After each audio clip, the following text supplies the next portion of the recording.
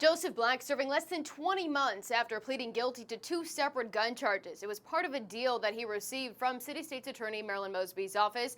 That office coming under fire and scrutiny recently after several other high-profile plea deals. And as our investigation continues to grow in scope, we're learning that it's not just Mosby's office who has a history of cutting deals. A power walk through the streets of Baltimore. I'm sick of all the crime in Baltimore. Touting his resume. As a prosecutor, I've taken on violent criminals. Democratic candidate for City State's Attorney Ivan Bates says he's tough on violent criminals, vowing I'll finally hold criminals accountable. On Bates' website, a list of more than 400 cases prosecuted during his time working in the state's attorney's office some 20 years ago. A deeper dive into some of those cases shows plea deals were a common practice during his time as a city prosecutor. Like Leroy Johnson in 1999, pleading guilty to criminal possession with intent to distribute, sentenced to 5 years, getting all but time served suspended. Or Derek Jackson, pleading guilty to robbery with a deadly weapon, sentenced to 10 years in prison, again suspending all but time served. The list continues. Daniel Brooks serving about 4 months of a 5-year sentence for robbery.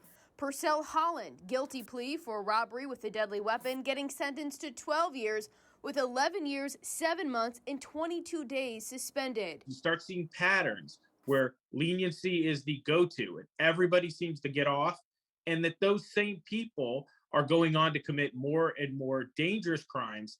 Then we have a problem. Sean Kennedy with the Maryland Public Policy Institute says there are a lot of factors going into offering a plea deal, but the issue becomes if deals are being cut for repeat offenders regularly, sending people home with little to no accountability. The state's attorney's office in Baltimore is so broken, it needs to be rebuilt from the ground up. It may be doing its job, but doing it fast and poorly is no substitute for justice. Meanwhile, Bates pushing back on criticism, saying the cases are from 20 years ago when he was a line prosecutor, quote, following the policy of the Baltimore City State's attorney, adding if a plea deal was outside the guidelines, a team captain would have approved.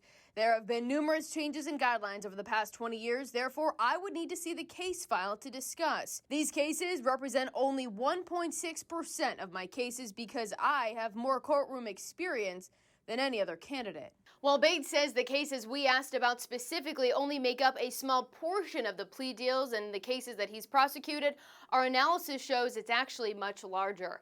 Meanwhile, we've continued to ask City State's Attorney Marilyn Mosby for a list of the plea deals her office has made in the last 2 to 3 weeks.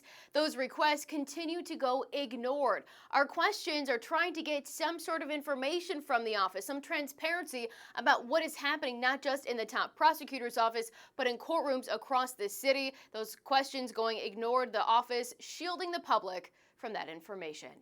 In Baltimore, Mackenzie Frost, Fox 45 News.